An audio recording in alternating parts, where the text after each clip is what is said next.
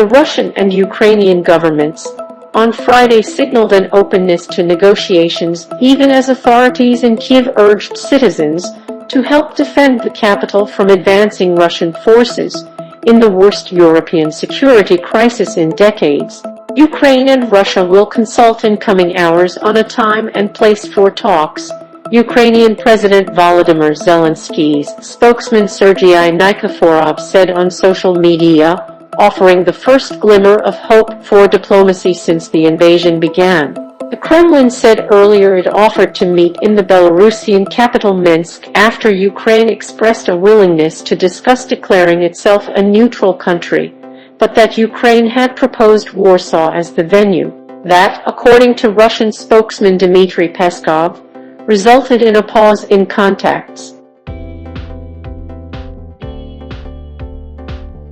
But U.S. State Department spokesman Ned Price said Russia's offer was an attempt to conduct diplomacy at the barrel of a gun, and that President Vladimir Putin's military must stop bombing Ukraine if it was serious about negotiations.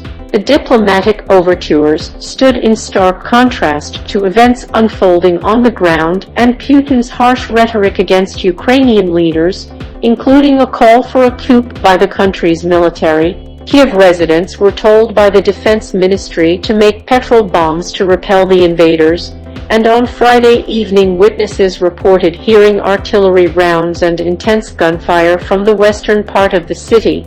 The sound of frequent artillery fire, apparently some distance from the city center, continued in the early hours of Saturday.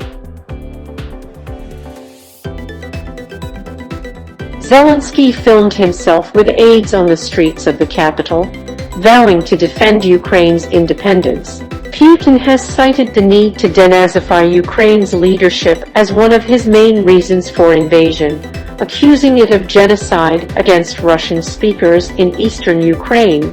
Kyiv and its Western allies dismiss the accusations as baseless propaganda. The United States imposed sanctions on Putin. The European Union and Britain earlier froze any assets Putin and Lavrov held in their territory. Canada took similar steps. However, the steady ramping up of economic restrictions has not deterred Putin.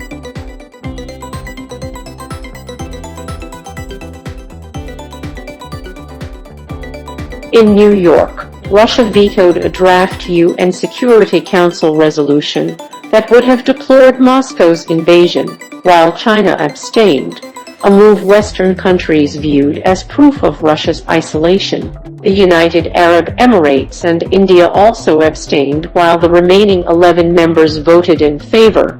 Amid the chaos of war, a picture of what was happening on the ground across Ukraine, the second largest country in Europe after Russia itself, was slow to emerge. Ukraine said more than 1,000 Russian soldiers had been killed so far. Russia did not release casualty figures. U.S. Secretary of State Antony Blinken spoke to his Ukrainian counterpart and condemned reported civilian deaths, including those of Ukrainian children, in attacks around Kyiv, the State Department said.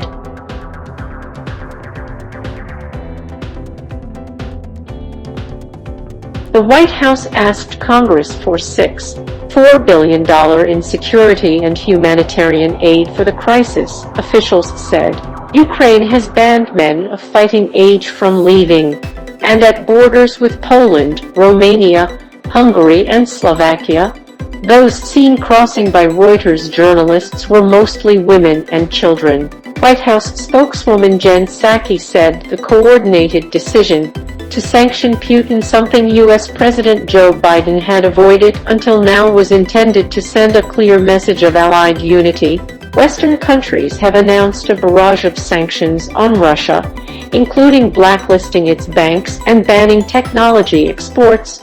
They have so far stopped short of forcing it out of the SWIFT system for international bank payments.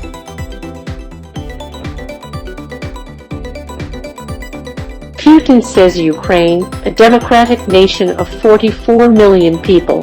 He says he does not plan a military occupation, only to disarm Ukraine and remove its leaders. but it is not clear how a pro-Russian leader could be installed unless Russian troops control much of the country. Ukrainians voted overwhelmingly for independence at the fall of the Soviet Union, and Kyiv hopes to join NATO and the EU, aspirations that infuriate Moscow.